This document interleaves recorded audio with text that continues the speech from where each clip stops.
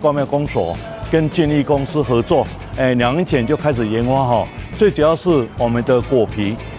削完之后随意乱丢造成环境的污染，还有农民生产出来的根茎叶，跟那个龙膜放在田土里面增加那个困扰。高庙公所这边特地请公司，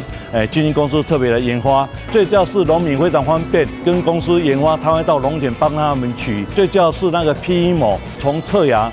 开始栽种的时候，它已经隐藏在地里面了，它一直没有办法取出来，所以我们根茎叶在起合当中，把 PE 膜也把它翻开来，做一个分类，增加土壤的营养，减少土壤的温暖。凤梨收完之后，我们还要再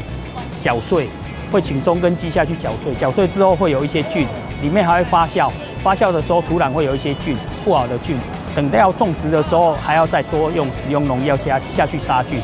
不然凤梨种下去，凤梨的苗种下去会烂掉。因为像以前的话，你搅碎之后还要静置至少3个月到半年之后，你才这一块土地才可以再利用啊。一期的凤梨等于是以前要4年才能2收，现在如果能少了这个，它多了这个步骤，我们等于说3年多就可以收成，我们少了这个第一个租地的租金，再来少了用药用肥。凤梨叶的话，我们现在就是可以取出这些纤维，然后做成凤梨纤维。凤梨纤维可以做我们一些，就是当成一般的纤维跟那个纺织类的产品的原料。粗一点的可以做地垫，细一点的可以做帽子、衣服，然后袜子之类的，还有包包等等产品。它的韧性会比一般的纤维好很多。我们可以做成一些我们的凤梨酵素的切片，当做饲料的添加物。其他的像这些那个酵素经过切片以后，经过粉碎以后，我们可以做成猫砂。掌握市政3分钟，台南进步向前冲。众所周知，凤梨是台南很重要的，也是品质非常好的这个果品。可是所留下来的农业废弃物，包括凤梨的叶、凤梨的茎、根，以及相关在田间的农膜，这些其实坦白讲都很困扰的农民以及环保单位。如果说把根茎叶打碎进入到田里面，要隔很久才能够分解，少则办180天，多则上1年也不一定。所以说，为了增加农民的农地的凤梨田的生产力，减少这个资源的弃置浪费及减少农药的使用，我们特别跟厂商合作，来这个引进最新的技术，能够把凤梨的叶子可以做成纤维，凤梨的根茎可以做成饲料，以及这个酵素的萃取。至于这个凤梨的叶子可以做出来的纤维就可以做成衣服，做成地垫，做成背心，做成非常多，这是非常好的麻类的纤维。因此呢，我想说这是一个非常成功的，而且能够减少农业废弃物，增加循环经济，而且可以让农民的收益增加，对环境更友善。双赢甚至是3赢的政策，我们还会持续推广，也希望将来配合我们的这个凤梨生产，那能够让更多的农民受惠，也能够让我们地球永续贡献出新力。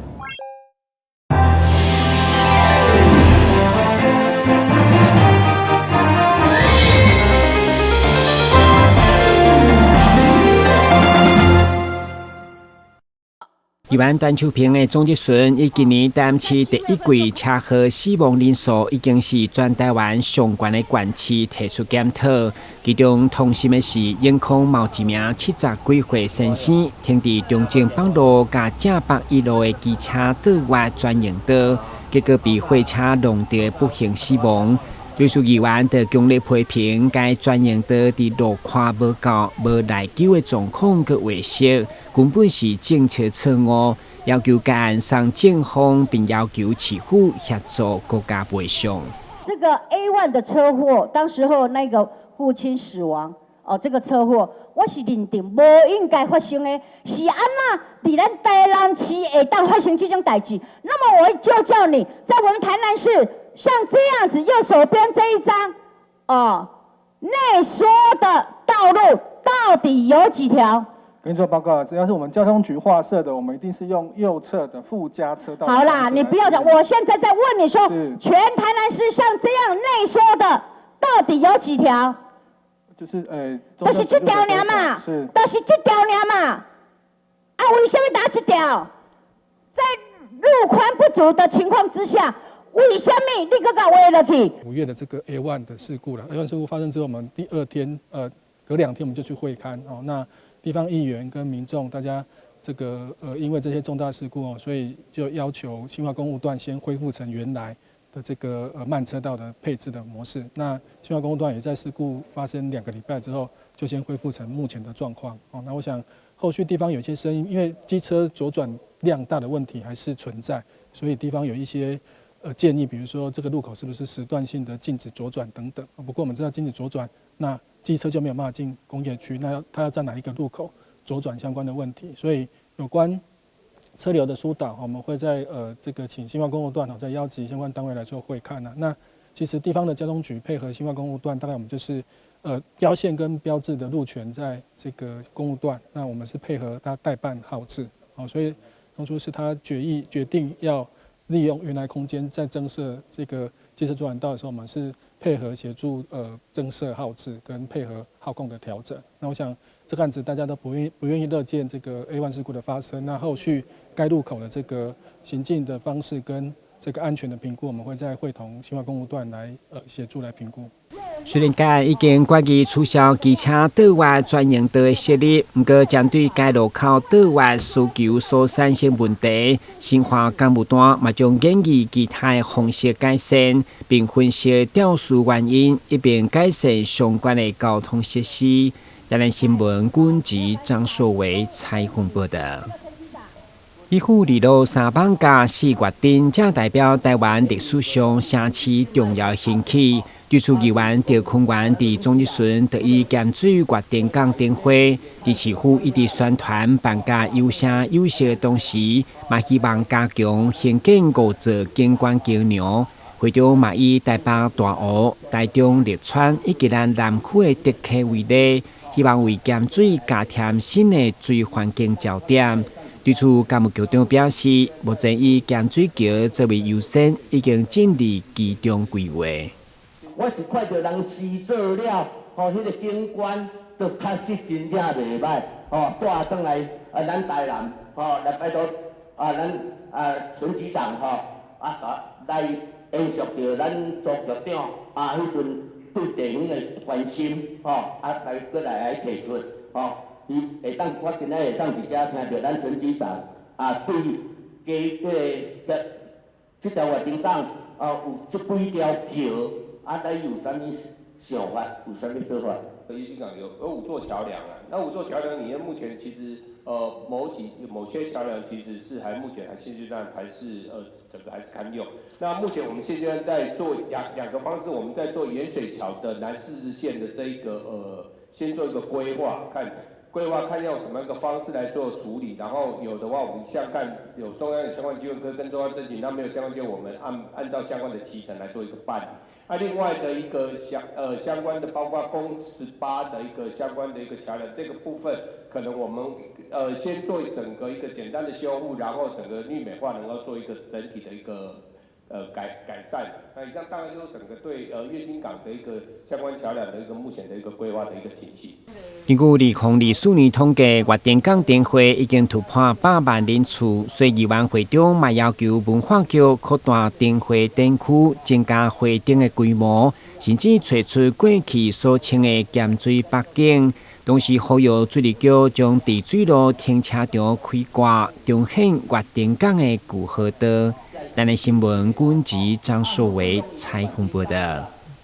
议员黄丽昭年内为推升台江文化中心为骄傲，嘛见证2023年台江见证200档举办开江节感动力量，所以持续为台江发声，希望这款文化艺术的节庆不是参像放烟火，应该是地方文化地理加国际观光的焦点。咨询当中，以日本热河内国际艺术节加颠倒天龙节作为经验。呼吁市长2026年开始个持续启动。我们第一个举例的就是我们濑户内国际艺术节、艺术季，日本还有一个爱知县，那个爱知县的一个金岛天王祭，我相信说金岛天王祭在爱知县，它是每一年都举办那个河港的一个船祭，能够融合历史、信仰跟水域的文化。你刚刚建议的，我们赶快成立这个筹办小组，让交给专业的来，一些学者专家来计划。如果能够在2026年那这样以后建立起3年一次的，这个也不错。但是另外一个就是我们要避开休科尼啦，因为休科尼大家都做不赢的，尤其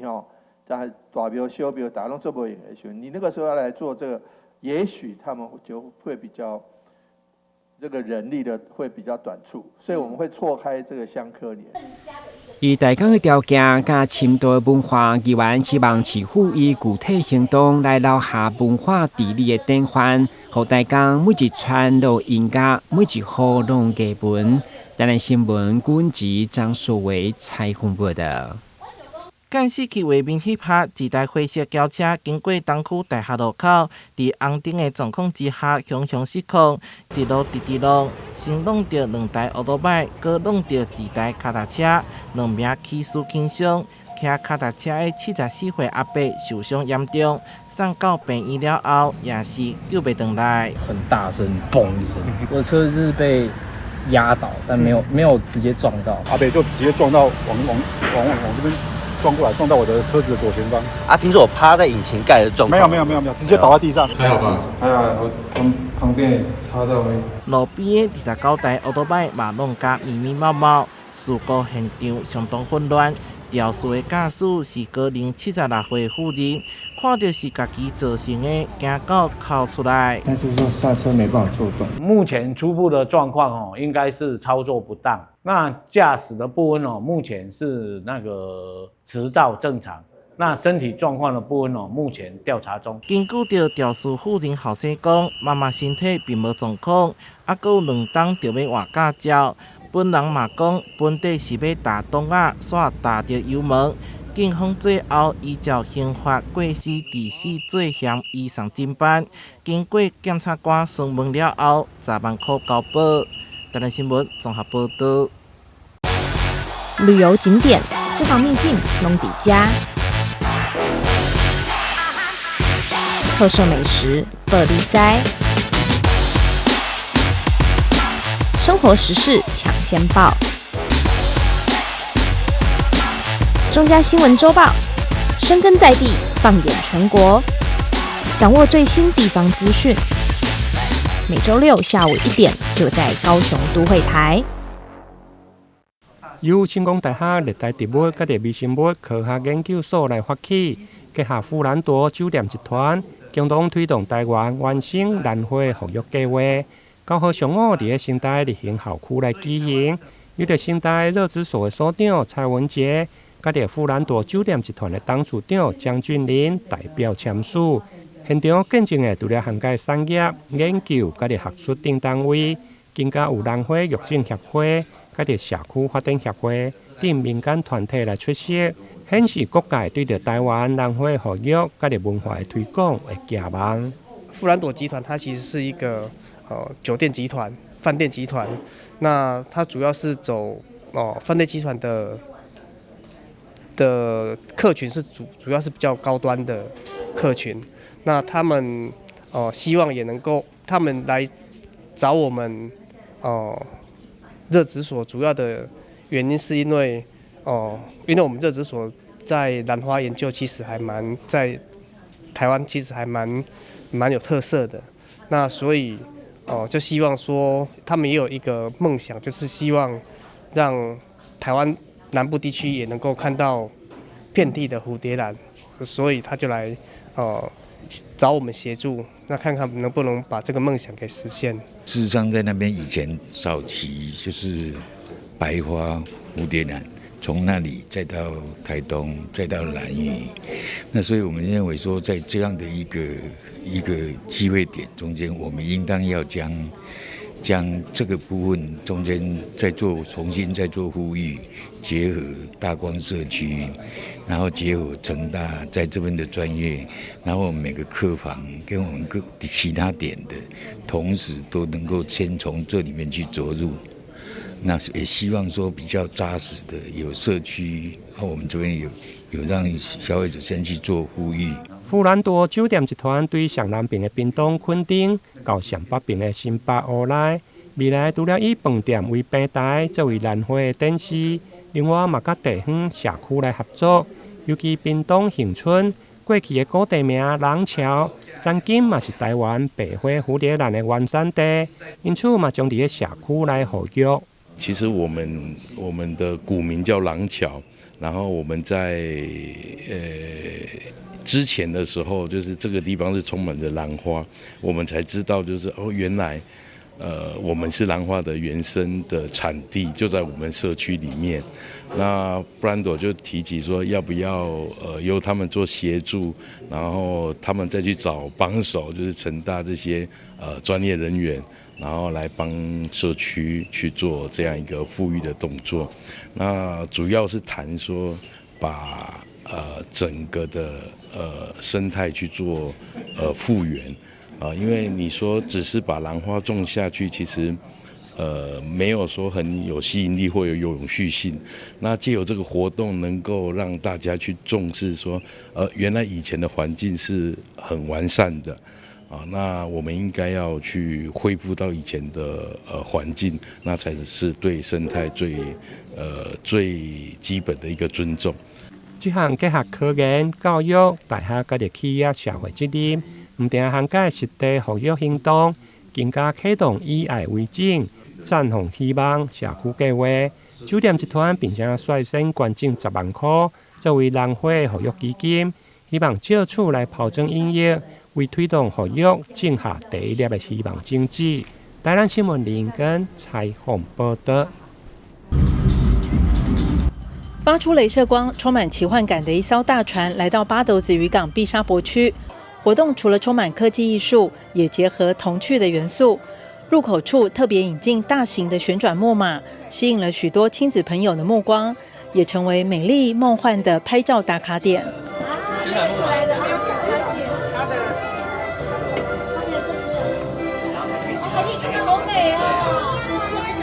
因为它有搭配亲子活动吧，所以我觉得蛮好的。对，我会带小孩过来。那今天非常开心可以来参加这个渔海方舟的这个记者会的这个点灯仪式。那刚好我带着小朋友下课之后就直接过来参与这个活动。像我身后的这一个旋转木马一定是小朋友的最爱。其实旋转木马一直是所有人心目中的一个很重要的一个游戏设施哦。其实这一次我们的旋转木马也非常不同，它是全台湾唯一一座最大的旋转木马。你们在很多地方看到都是24人座，我们现在是36人座，可以说是特别为了这个场域去重新刻画的。因为我们希望来到基隆，我们想要打造一个有爱的环境，这个环境不是只有我们说的爱，而是更多的是可以了解海洋，感受我们的山跟海。这场渔海方舟的科技艺术展开幕式贵宾云集，包括副市长邱佩玲、文化观光局长江婷梅、产发处处长蔡富宁，跟市议员宋伟丽、秦真、林敏勋、陈明健，还有渔会等单位共同来参与。欢迎民众一起透过光影艺术和互动科技，来感受海洋的生命与活力。对，每个人的礼服都会有一个旋转的效果，在越中间越所以可以吸引到外面的观众。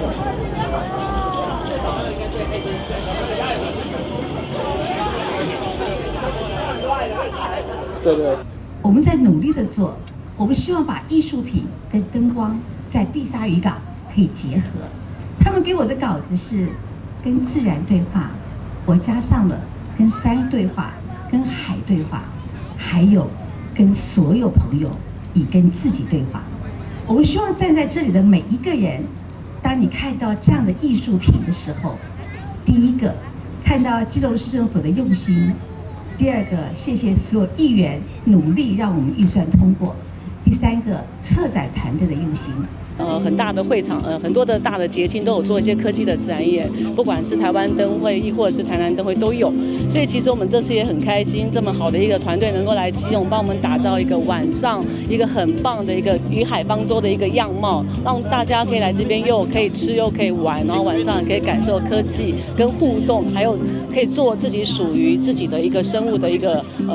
人物，可以到我们的屏幕上面。那更重要是我们想要透过这样的活动，让人家知道，就是海洋它其实不单单只是我们看到的海平面上面的样貌，更重要是从海底到海平面上面它的一个整个过程，也是我们想要透过这一次的一个活动，让孩子们知道说，海洋其实是除了是海洋之母之外，更重要它孕育了出来的不同的生物，带给我们不同的感受。那我们体验了这个方舟内的这个沉浸式的这个 AR 的这个体验哈，那里面有丰富的这个就是我们在海平面下、海中间跟海上面不同的那种感觉，有3个区域，那个民众都可以扫这个 QR code 进来到这个方舟里面，然后做一个沉浸式的体验。那从进入大海，然后到方舟出来的这个的体验的感觉非常棒。然后里面方舟内的一些互动体验呢，也很多都非常适合小朋友。那我们有跟文管局确认，他在周末的时候6日其实也都有这个餐车会进驻在这边，那就是会非常适合那个我们所有的游客，不只是基隆的好朋友，我们希望说全台湾的好朋友都可以来到基隆这个山与海美丽的城市。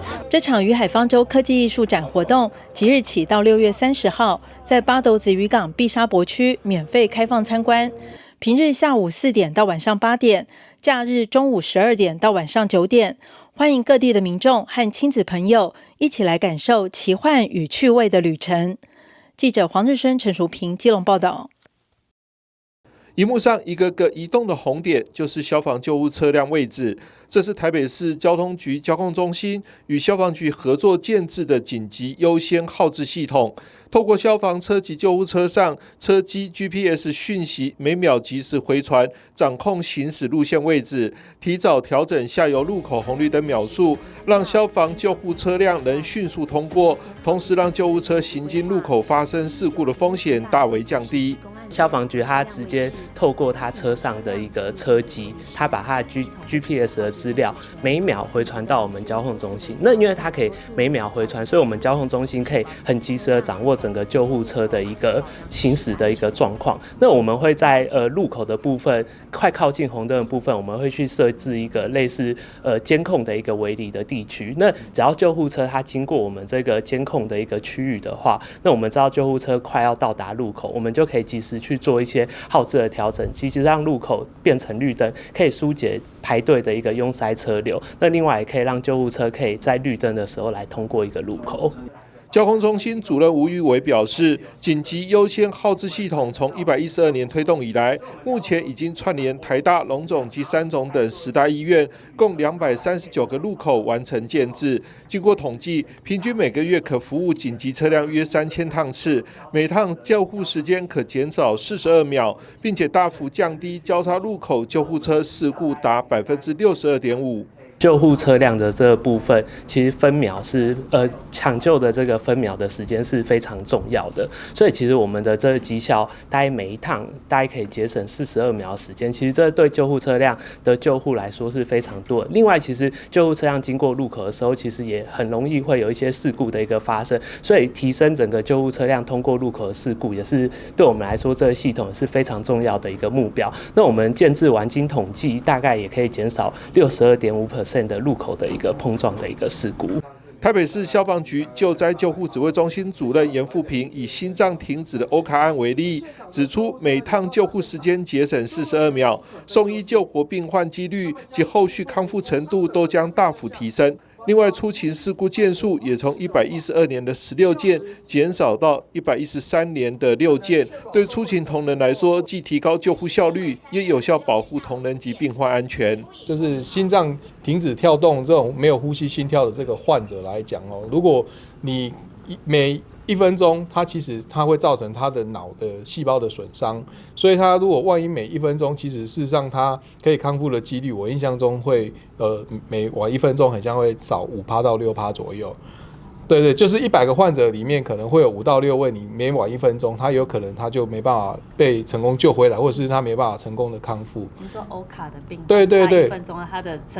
存活率会下降5到6%。是，所以是基本上42秒已经蛮接近1分钟。那第二个部分就是说，对我们在消防车跟救护车来讲其实它最容易发生车祸事故的地点其实在这个十字路口的地方。那我们也统计了112跟113年那事实上这个发生在十字路口的这个车祸事故的案件呢，是有明显的一个减少那这样减少来讲，除了安全对于我们消防同仁以外，对于我们这个所实施的这个救护的这个伤病患来讲，其实它也是有另外一层安全上的一个保障所以说整个系统的运作下来，我们也去了解我们第一线的同仁他们的一个实施的一个状况那基本上大家都抱持一个正面的一个评价。以路网概念部件台北市紧急优先号志，交控中心方面表示，未来会持续精进路线或沿拟扩大，协助消防救护车辆争取黄金救援时间，挽救更多宝贵的生命。记者张启腾台北报道。新北市周一举办113学年适性生涯记忆领航表扬活动，由新北教育局长张明文亲自颁奖，表扬记忆领域表现卓越的学生、各项记忆竞赛得奖者及长期深耕技职教育的绩优教师。其中，重庆国中9年级的陈同学就特别感谢这一路上帮助过他的家人、师长和同学，期盼在未来能在自己喜欢的设计领域中继续享受学习的乐趣。这个比赛我在蛮久之前就开始准备了，然后也很感谢志光的老师一直教我一些东西，然后以及其他的老师有提醒我一些，然后这个比赛可以得到这么好的成绩，应该都要感谢老师。还有我的家人，我应该会去设计科这个部分发展。正德国中校长黄义进也表示，新北市有16座职探中心，从国小引导学生发展自己的兴趣，学校全力支持学生做他们喜欢想做的事，努力为学生搭建展现天赋的舞台。新北市最近长期发展适性发展，那也是长期致力于推动下发展教育跟技职教育。但其实我们新北市有16所职探中心，所以从国小开始就致力于发展他们的兴趣、性向跟专长。那到了国中以后，我觉得，身为师长的应该支持他们，就是做他们喜欢做的，做他们想要做的，然后让他们创造多一点的机会跟自信的舞台。我觉得身为师长都非常开心，孩子有这样的舞台表现。校长黄义进也特别指出，正德国中本身也具有工业类的职探中心，这次技艺竞赛也拿下7面金牌，共有46个同学获奖的好成绩。学校也鼓励孩子们能多元发展，期盼未来升上高中后有更好的前途。正德国中也有职探中心，本部是工业类，然后学校是花艺农业类。但其实我们今年在技艺竞赛里面，总共我们孩子非常优秀，拿了7面的金牌，46个获奖的同学。那我想鼓励孩子多元发展，如果他们有兴趣有专长，其实我觉得都可以在他们喜欢的领域上自己去发展。那其实真的小孩子非常棒，那我觉得只要鼓励这些小孩，他们肯努力，我相信他们之后升上技高都会有很好的发展。新北教育局表示，新北市致力打造多元适性的学习环境，每年提供超过4万人参与国中技艺班、多元社团、新兴产业试探活动及寒暑假娱乐营等活动，引导学生探索兴趣、发展潜能。今年国中小暑假适性职探娱乐营即日起开放报名，欢迎国小高年级至国中学生踊跃参加，详情可到新北市中小寒暑期娱乐营报名网站查询。记者肖世宏新北采访报道。哦，好帅哦！新车酷吧？你好像忘了些事哦。你不知道吗？微型电动2轮车要悬挂牌照、投保强制险，还要你满14岁，戴安全帽才能上路哦。什么啊？有这么多规定哦？没错，微型电动2轮车需经审验合格、领用及悬挂牌照，并投保强制险才能上路，而且要遵守慢车交通安全规则，不超速、不双载、不酒驾、不擅自改装，违反者将处最高5400元罚款哦。这么严重啊！还不赶快去办理？我马上去。微型电动2轮车挂牌投保，满14岁缺一不可。内政部警政署提醒您。公务人员依法行政，行使裁量权，做成行政处分，而民众不服时，只能提起诉讼。行政诉讼调解新制，让人民有其他选择来解决纷争。由外部专家担任调解委员进行调解，让有温度的协商尽可能取代全有全无的判决。调解纳入选项，3赢不是想象。